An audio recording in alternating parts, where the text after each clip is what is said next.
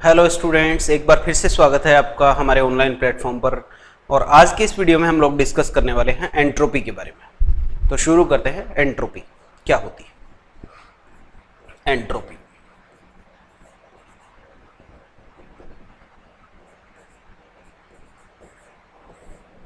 Entropy जो है ये किसी सिस्टम की रैंडमनेस को बताती है, यादृच्छिकता को बताती है। किसको बताती है? यादृच्छिकता को। यादृच्छिकता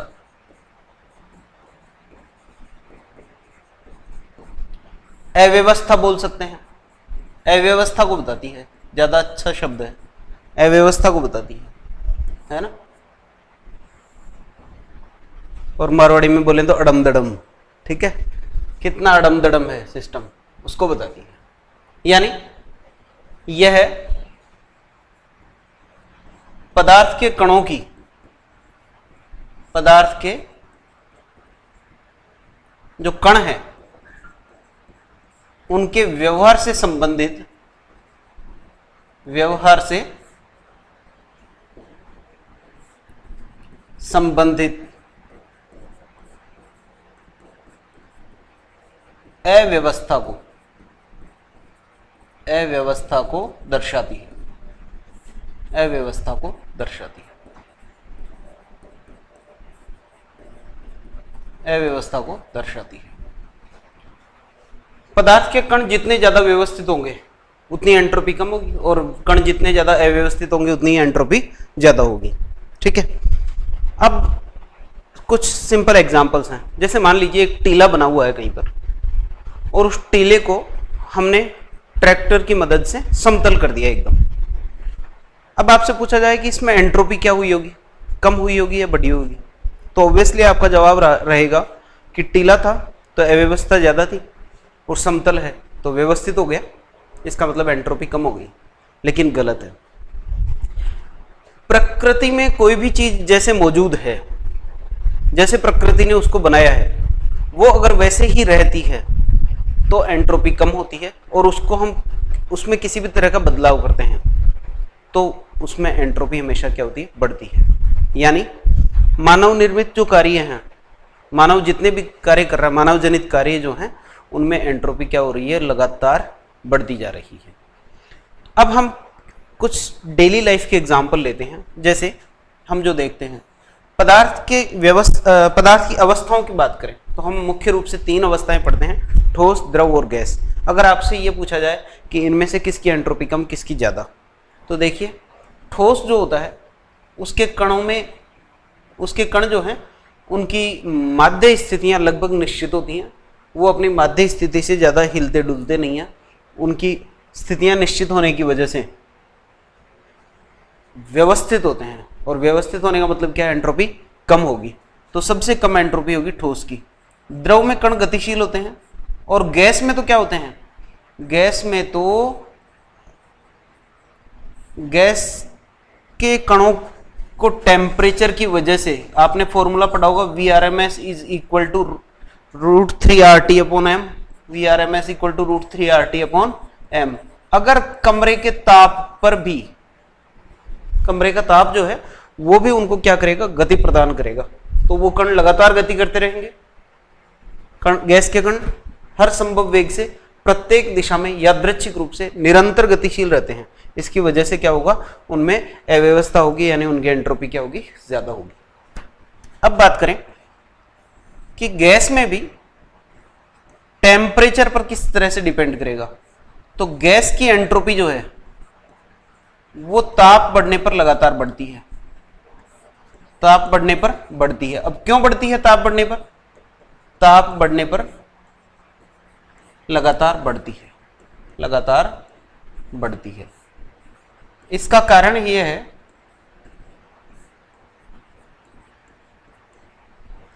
कि टेम्परेचर बढ़ने से जो VRMS है, वर्ग माध्य मूल वेग गैस के कणों का, वो बढ़ता है। वो बढ़ने से टक्करों के बीच में जो लगने वाला समय होता है वो कम होता है। तो प्रति सेकंड होने वाली टक्करों की संख्या बढ़ती है, यानी Z बढ़ती है, टक्कर आवृत्ति बढ़ती है। इसका मतलब क्या हुआ? टक्कर आवृत्ति बढ़ेगी, ज्यादा टक्करें होंगी तो अनियमितता और ज्यादा आएगी व्यवहार से संबंधित। इसका मतलब टेम्परेचर बढ़ने से VRMS बढ़ता है, root mean square velocity increase होती है, टक्कर आवृत्ति बढ़ती है। Z का मतलब क्या है? Z का मतलब है टक्कर आवृत्ति, कोलिजन फ्रीक्वेंसी, और इसको हमने काइनेटिक्स में परिभाषित किया था। एकांक आयतन में प्रति सेकंड होने वाली टक्करों की संख्या को क्या कहते हैं? टक्कर आवृत्ति कहते हैं।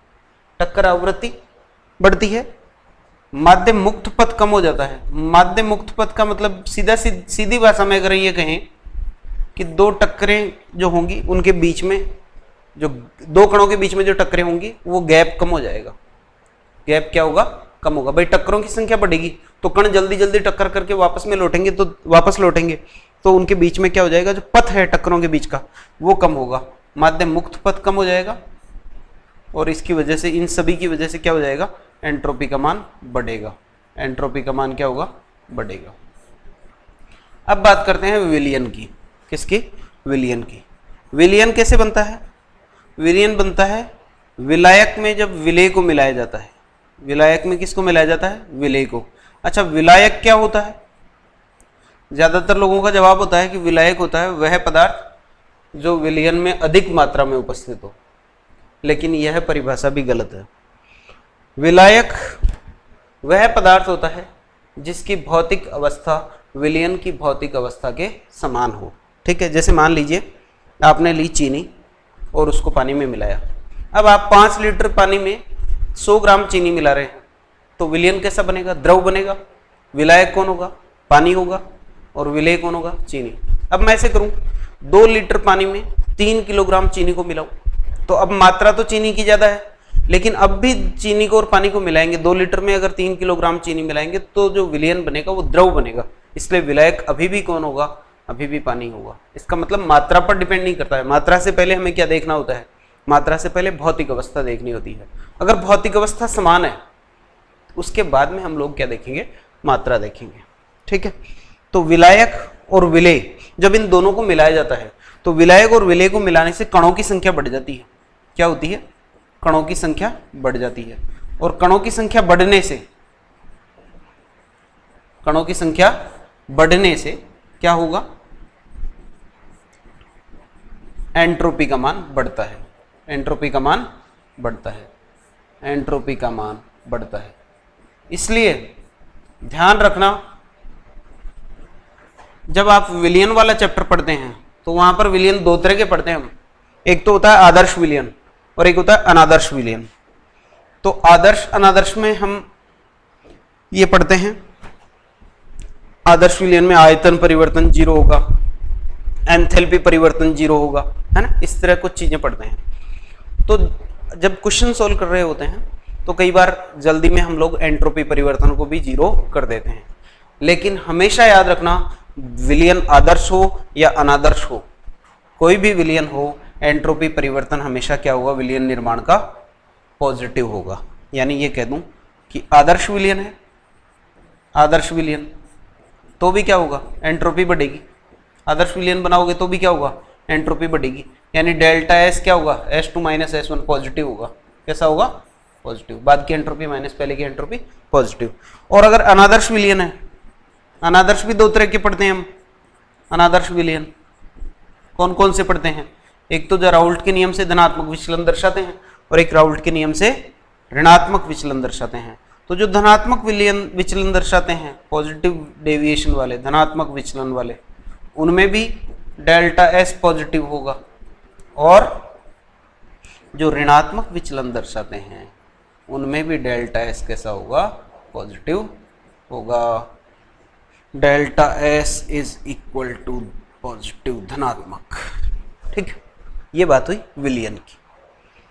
अब बात करते हैं बंध वियोजन में क्या होगा। बंध वियोजन में क्या होगा? चौथा, जब बंध टूटेगा तो क्या होगा? बंध वियोजन होगा तो पहले मान लो कोई भी एक कण था, उसमें 2 परमाणु थे, दोनों परमाणु आपस में जुड़े हुए थे, तो दोनों मिलकर एक ही कण बना रहे थे। लेकिन बंध टूटने के बाद क्या हुआ? दोनों परमाणु अलग अलग हो गए। इसका मतलब कणों की संख्या बढ़ गई, तो कणों की संख्या बढ़ने से बंद वियोजन में भी क्या होगा, एंट्रोपी बढ़ेगी। तो कणों की संख्या बढ़ती है, कणों की संख्या क्या होती है, बढ़ती है, और कणों की संख्या बढ़ेगी तो एंट्रोपी का क्या होगा, बढ़ेगी, एंट्रोपी बढ़ेगी। ठीक है। बंध निर्माण में उल्टा हो जाएगा, बंध निर्माण में क्या होंगे, कण कम हो जाएंगे। तो ये लीजिए भैया, बंध निर्माण में कणों की संख्या कम होती है, कणों की संख्या कम होती है, कणों की संख्या कम हो जाएगी तो एंट्रोपी क्या होगी, बढ़ेगी, एंट्रोपी बढ़ेगी। ठीक है। और ले लीजिए एग्जांपल, अंडे की बात करें। अंडे को जब उबाला जाता है तो अंडे को उबालने से पहले उसमें लिक्विड होता है और उबालने के बाद वो सॉलिड में चेंज हो जाता है। अब आपसे पूछे कि एंट्रोपी कम होगी या बढ़ेगी, तो आपको ये लगेगा कि पहले लिक्विड था, एंट्रोपी ज़्यादा रही होगी, सॉलिड में चेंज हो गया तो एंट्रोपी कम हो गई होगी, लेकिन ऐसा नहीं है। क्यों नहीं है? अंडे को जब उबालते हैं तो भले ही वो सॉलिड में चेंज हो गया हो, लेकिन पहले प्रोटीन के बड़े बड़े अणु होते हैं उसमें, लेकिन उबालने से उसका विकृतीकरण होगा, अणु टूट जाएंगे, छोटे अणुओं में टूटेंगे और अणुओं की संख्या बढ़ेगी, तो उससे एंट्रोपी बढ़ेगी। तो ये लीजिए, अंडे को उबालने पर, अंडे को उबालने पर लिक्विड से किस में चेंज हो जाएगा, सॉलिड में, परंतु प्रोटीन के बड़े अणु सरल व छोटे अणुओं में विभक्त हो जाते हैं।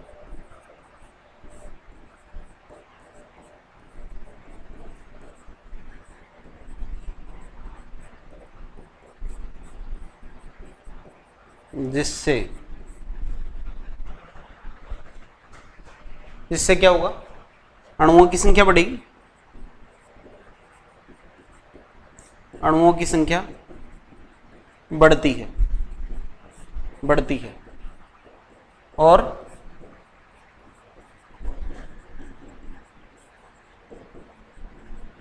उसकी वजह से एंट्रोपी बढ़ती है, एंट्रोपी बढ़ती।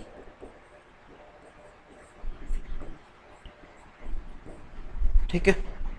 और ले लीजिए एग्जांपल, अगर बात करें रबर की, रबर को खींचे तो एंट्रोपी बढ़ेगी या घटेगी?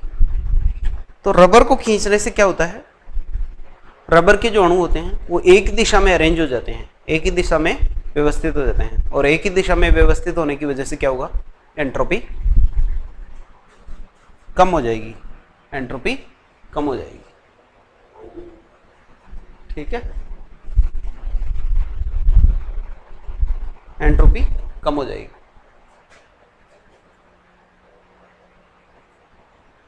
एक ही दिशा में व्यवस्थित करने से एंट्रोपी कम हो जाएगी, एक ही दिशा में व्यवस्थित करने से क्या होगा, एंट्रोपी कम हो जाएगी। तो हम कह सकते हैं क्या क्या कह सकते हैं भाई, रबर को खींचने पर, रबर को खींचने पर अणु एक ही दिशा में व्यवस्थित हो जाते हैं, व्यवस्थित हो जाते हैं। एक ही दिशा में व्यवस्थित हो जाएंगे तो ज्यादा व्यवस्थित होंगे ना, ज्यादा अच्छे से व्यवस्थित होंगे, इसका मतलब एंट्रोपी घटेगी, एंट्रोपी घटती है। ठीक है। अब बात करते हैं किसी गैसीय अभिक्रिया की, कोई गैसीय अभिक्रिया है, ठीक है, गैसीय अभिक्रिया है, गैसीय अभिक्रिया। तो गैसीय अभिक्रिया के हम 3 तरह के केस पढ़ते हैं जनरली, कि उसमें डेल्टा एन जी का मान जो है पॉजिटिव हो सकता है, डेल्टा एन जी का मान नेगेटिव हो सकता है, या फिर 0 हो सकता है। ठीक है, डेल्टा एन जी का मान अगर पॉजिटिव है तो क्या होगा, जैसे ये है PCl5 gives PCl3 plus Cl2, इधर गैस के मोल 1 है और इधर गैस के मोल कितने हैं, 2, तो अणुओं की संख्या बढ़ेगी, इसलिए एंट्रोपी क्या होगी, बढ़ेगी, एंट्रोपी बढ़ेगी। भाई इधर 1 मोल है, इधर 2 मोल है, 1 मोल में अवोगाद्रो संख्या के बराबर, तो 2 में कितना हो जाएगा, 2 गुणा अवोगाद्रो संख्या, तो कणों की संख्या बढ़ेगी, इसलिए क्या होगा, एंट्रोपी बढ़ेगी।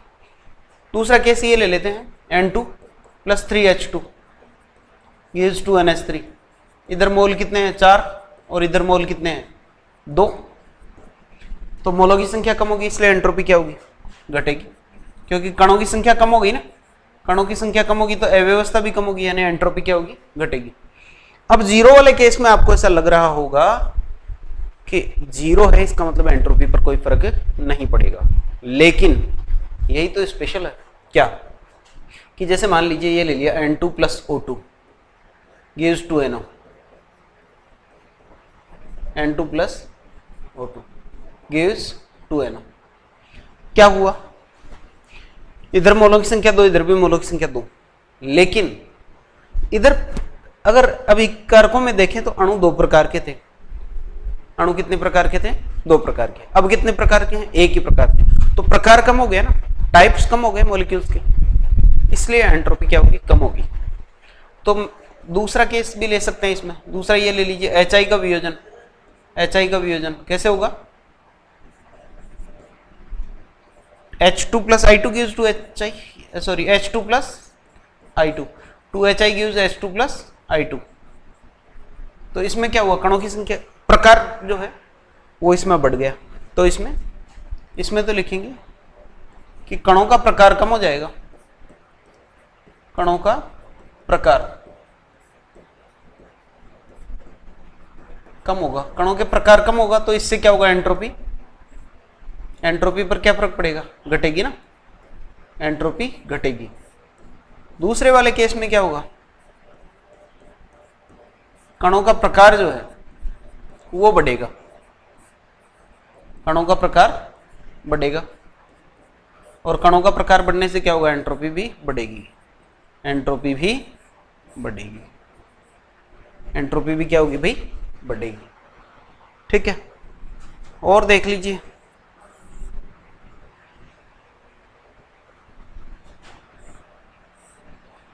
इस तरह के खिलौने आते हैं बच्चों के, ठीक है, उनमें संख्याएं व्यवस्थित करनी होती हैं, 1 2 3 4 5 इस तरह से,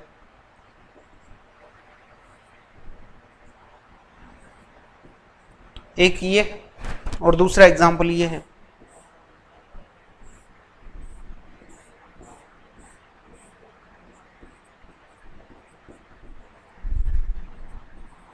किसकी एंट्रोपी कम, तो ऑब्वियसली जो ज्यादा व्यवस्थित है उसकी एंट्रोपी क्या होगी, कम होगी। तो ये एंट्रोपी के कुछ एग्जाम्पल हैं, किसकी एंट्रोपी कम होगी, किसकी एंट्रोपी ज्यादा होगी। ठीक, अब हमें पता है कि एंट्रोपी जो है वो एक अवस्था फलन राशि है, और अगर उसकी गणना करनी हो तो उसकी किसी निश्चित क्षण पर उसका जो एब्सोल्यूट वैल्यू है उसकी, या ऐसे कहें उसका जो विशुद्ध मान है, वो ज्ञात करना संभव नहीं है। हालांकि तृतीय नियम तो कहता है कि संभव है, लेकिन वो प्रायोगिक रूप से संभव नहीं है, उसकी भी हम आगे चर्चा करेंगे। लेकिन अभी के लिए ये समझ लीजिए कि यह एक अवस्था फलन राशि है, और अवस्था फलन राशियों के विशुद्ध मान ज्ञात नहीं किए जा सकते हैं, उनमें केवल परिवर्तन की गणना की जा सकती है। तो एंट्रोपी परिवर्तन की गणना किस तरह से करेंगे, नेक्स्ट हमारा जो टॉपिक है वो ये है, ये लीजिए, एंट्रोपी परिवर्तन की गणना। एंट्रोपी परिवर्तन की गणना।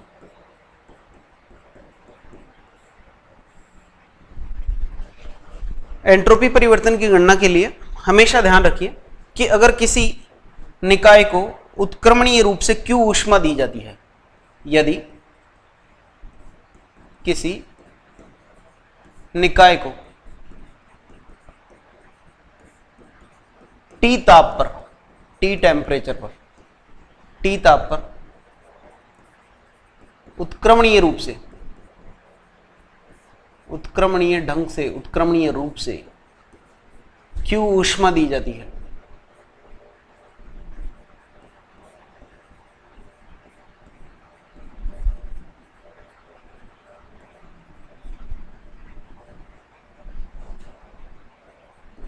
तो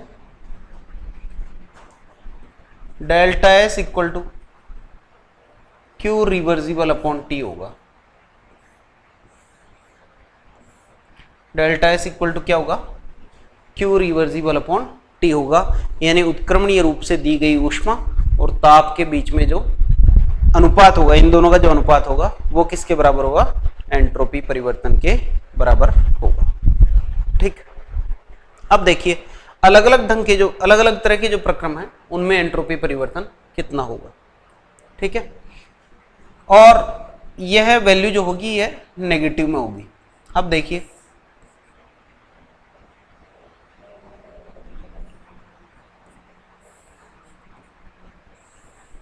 बात करते हैं सबसे पहले समतापी प्रक्रम की। समतापी प्रक्रम,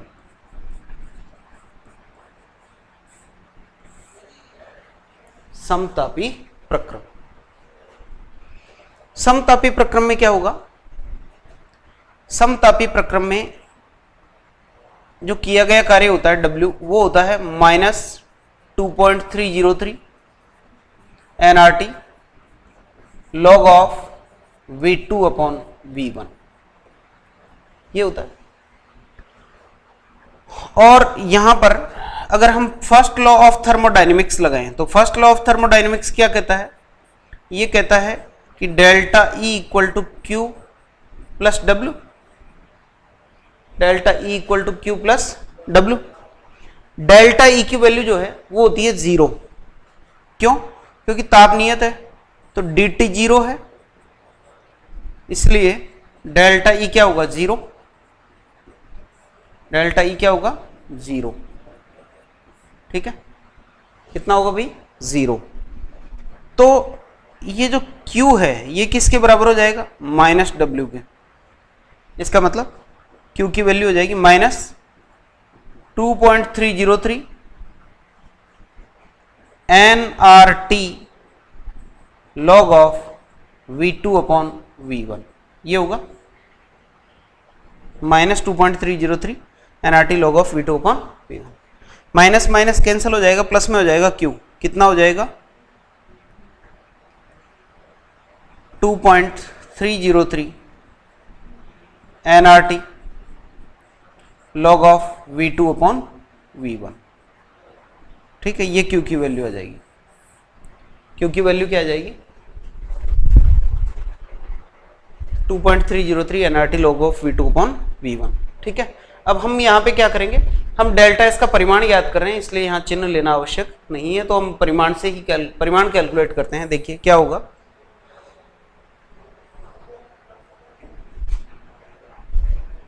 ये वैल्यू अगर मैं यहां पुट करूं तो समतापी उत्क्रमणीय प्रक्रम के लिए क्या हो जाएगा? यहां ले लेते हैं, ये लीजिए, डेल्टा एस इक्वल टू क्या है? Q reversible upon T. ये वैल्यू अगर यहां पुट करता हूं तो क्यू की वैल्यू क्या आएगी? क्यू की वैल्यू आएगी 2.303 nRT into log of V2 upon V1, और इसमें टी का भाग लगाएंगे तो Q कितना आएगा भाई? सॉरी, डेल्टा एस है ना, ये क्या आ रहा है? Delta S. Delta S equal to Q की वैल्यू ये पुट की और टी का भाग लगाया, तो डेल्टा एस कितना आया? Delta S.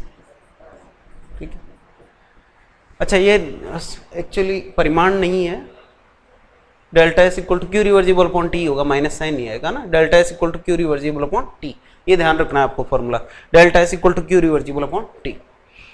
तो ये आ गया समतापी प्रक्रम के लिए, और डेल्टा एस कितना है यहाँ पे? डेल्टा एस आएगा, टी की वैल्यू टी से कैंसिल हो जाएगी तो डेल्टा एस आ जाएगा 2.303 nR log of V2 upon V1, log of V2 upon V1। ये किसकी वैल्यू आई? एंट्रोपी परिवर्तन की। कब? समतापी प्रक्रम में। ठीक है, अब बात करते हैं दूसरा कौन सा हो जाएगा यहां पे, और प्रक्रम ले लेते हैं। कौन कौन से प्रक्रम हैं? हम विभिन्न प्रकार के प्रक्रमों की बात करें तो समदाबी हो जाएगा, सम आयतनिक हो जाएगा, समायतनिक, रुद्धोष्म हो जाएगा, रुद्धोष्म। ठीक है, तो चलिए रुद्धोष्म प्रक्रम में निकाल लेते हैं। समदाबी समायतनिक हम अगले स्लाइड में ले लेंगे। रुद्धोष्म प्रक्रम जो है इसमें क्या होता है? Q0 होता है। रुद्धोष्म प्रक्रम में Q क्या होता है? 0 होता है। तो Q0 होगा तो डेल्टा S क्या हो जाएगा? Q अपॉन T, और 0 आ जाएगा ये, तो डेल्टा S यानी एंट्रोपी चेंज जो है वो कितना होगा? 0। अच्छा, नेगेटिव इसलिए भी नहीं आएगा कि ऊष्मा दी जा रही है, तो पॉजिटिव ही रहेगा ना। ये आ गया। अब बात करते हैं समदाबी प्रक्रम की और समायतनिक की। समदाबी और समायतनिक में क्या होगा देखो। सबसे पहले बात करते हैं समदाबी प्रक्रम में एंट्रोपी परिवर्तन। समदाबी प्रक्रम में एंट्रोपी परिवर्तन क्या होगा भाई? समदाबी प्रक्रम में एंट्रोपी परिवर्तन delta S equal to Q reversible upon T। और समदाबी प्रक्रम में होता क्या है? P कांस्टेंट रहेगा और नियत दाब पर जो ऊष्मा होती है, नियत दाब पर जो ऊष्मा होती है QP, वो होती है NCP/dt। दाब नियत रहेगा और नियत दाब पर जो ऊष्मा होगी वो क्या होगी? NCP/dt। तो यहां मैं Q रिवर्सिबल की जगह लिखूंगा NCP/dt, तो ये हो जाएगा NCP/dt upon T, NCP/dt upon T। ठीक है, इसका हम इसकी वैल्यू जब निकालेंगे तो NCP और dt का dt अपॉन T का क्या कर देंगे हम लोग? समाकलन कर देंगे T1 से T2 तक, T1 से T2 तक। तो इसकी वैल्यू आएगी NCP dt अपॉन T का समाकलन हो जाएगा ln T। क्या हो जाएगा? ln T।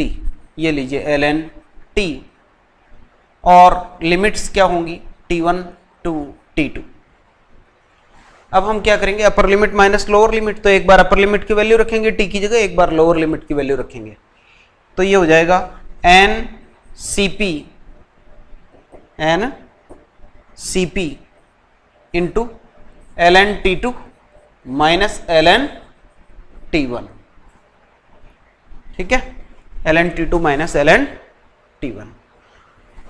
अब इसको मैं ln T2 अपॉन T1 भी लिख सकता हूं। क्यों?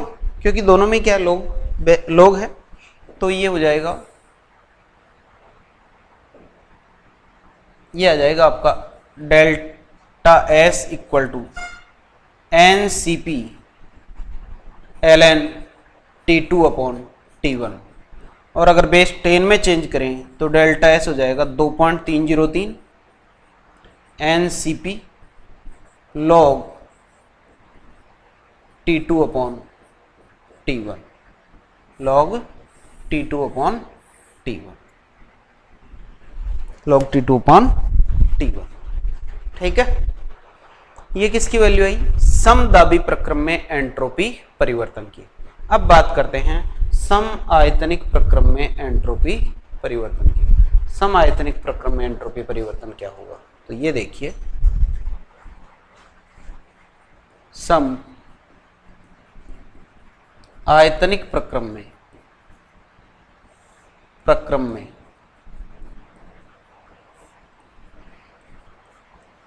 एंट्रोपी परिवर्तन, एंट्रोपी परिवर्तन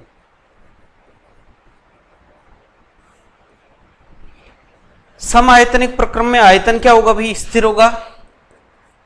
आयतन स्थिर होगा तो नियत आयतन पर जो ऊष्मा होती है QV, वो क्या होती है? NCV/dt।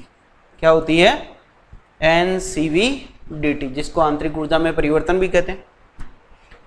और जब ये वैल्यू होगी N C V D T, तो डेल्टा एस क्या हो जाएगा, डेल्टा एस हो जाएगा Q reversible upon T. Q reversible की वैल्यू ये पुट करेंगे तो ये आ जाएगा N C V D T upon T. और जब आप इसकी वैल्यू कैलकुलेट करेंगे तो क्या करेंगे, N C V into D T upon T का क्या कर देंगे, समाकलन कर देंगे। वैसे ही कहाँ से कहाँ तक, T1 से T2 तक। और जब इसका समाकलन करेंगे तो एन सी वी इसका क्या आएगा, डी टी अपॉन टी का एल एन टी। और कहाँ से कहाँ तक, T1 से T2 तक। फिर क्या करेंगे, वैल्यूज पुट करेंगे तो वही upper limit minus lower limit. तो upper limit minus lower limit करेंगे तो क्या आएगा, डेल्टा एस आएगा N C V into L N T two minus L N T one. और इसको और क्या लिख सकते हैं, इसको लिख सकते हैं N C V L N T two upon T one. जब एल एन को बेस 10 में चेंज करेंगे तो क्या करेंगे, 2.303 से गुणा कर देंगे तो ये हो जाएगा 2.303 N C V log T2 upon T1। तो इस तरह से हम लोग सम आयतनिक प्रक्रम में एंट्रोपी परिवर्तन को ज्ञात करते हैं। किसको ज्ञात करते हैं, सम आयतनिक प्रक्रम में एंट्रोपी परिवर्तन को ज्ञात करते हैं। अब आप एक कॉमन फॉर्मूला और बना सकते हैं समायतनिक और समदाबी, समायतनिक समदाबी और समतापी प्रक्रम के लिए। देखिए डेल्टा एस की वैल्यू जो होती है वो होती है 2.303 N R log of T2 upon T1, जैसा कि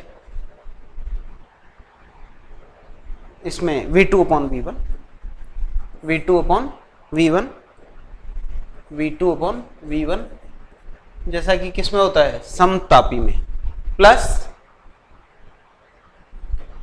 2.303 एन सी वी, इसको और थोड़ा सा उधर ले लेते हैं, ये लीजिए N C P log of T2 upon T1। ठीक है, एक फॉर्मूला तो ये हो सकता है। दूसरा जो है ये हो सकता है delta S equal to 2.303 N R log of P1 upon P2 plus 2.303 N C V log of T2 upon T1, T2 upon T1। ठीक, अब देखिए ये फॉर्मूला कब काम में ले सकते हैं, ये ले सकते हैं जब प्रक्रम समतापी हो या समदाबी हो।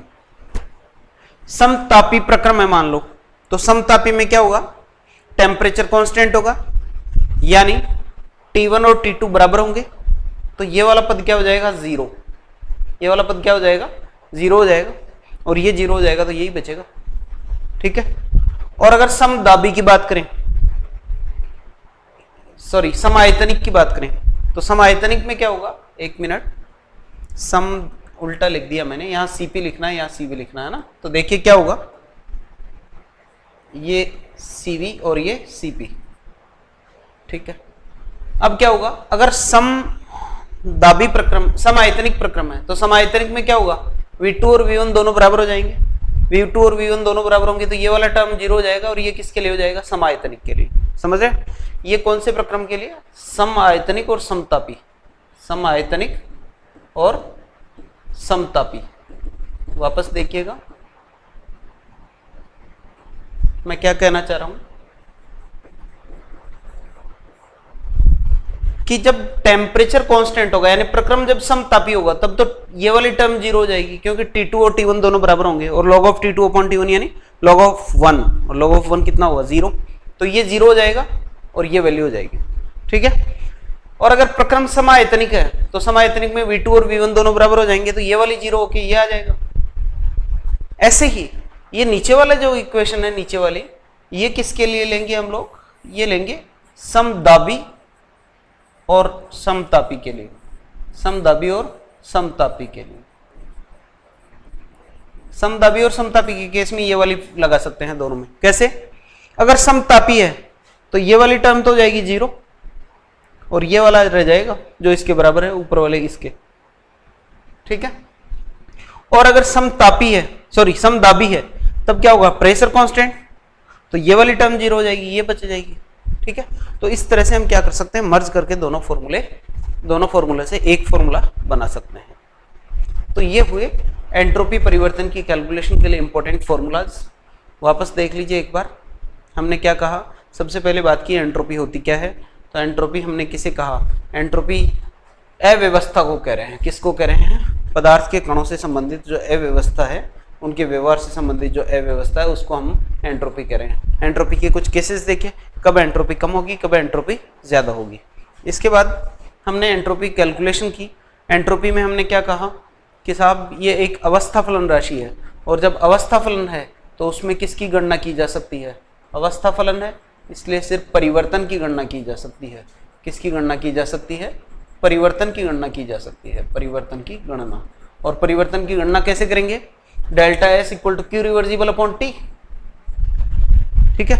अगर उत्क्रमणीय ढंग से क्यू ऊष्मा दी जाती है निकाय को टी टेम्परेचर पर, तो Q reversible upon T positive में ही रहेगा, ओके। इसके बाद समतापी प्रक्रम में किया गया कार्य क्या होता है? W equal to -2.303 nRT log of V2 upon V1। तो ये वैल्यू अगर पुट करेंगे इसमें तो T से T कैंसिल हो जाएगा, T से T कैंसिल हो जाएगा, ठीक है। लेकिन ये W की वैल्यू है, Q की वैल्यू पुट करेंगे तो -W होगा, ओके। इसके बाद हमने बात की रुद्धोष्म प्रक्रम में। रुद्धोष्म प्रक्रम में दी गई ऊष्मा क्या होगी? Q 0, क्योंकि ऊष्मा परिवर्तन कितना होता है? 0 होता है वहां पे, तो एंट्रोपी भी कितनी होगी? 0। फिर हमने बात की समदाबी प्रक्रम की। समदाबी प्रक्रम के लिए फॉर्मूला ये आया। सम आयतनिक प्रक्रम की बात की, ये फॉर्मूला आया। और फिर इन दोनों को मिला के हमने समायतनिक और समतापी के लिए ये फॉर्मूला बनाया, समदाबी समतापी के लिए यह फॉर्मूला बनाया। ये सब चीजें थी एंट्रोपी क्या होती है और एंट्रोपी परिवर्तन की कैलकुलेशंस कैसे की जाती हैं, इससे संबंधित नेक्स्ट वीडियो में हम लोग मिलते हैं। ऊष्मागतिकी के द्वितीय और तृतीय नियम को लेकर। वीडियो देखने के लिए धन्यवाद।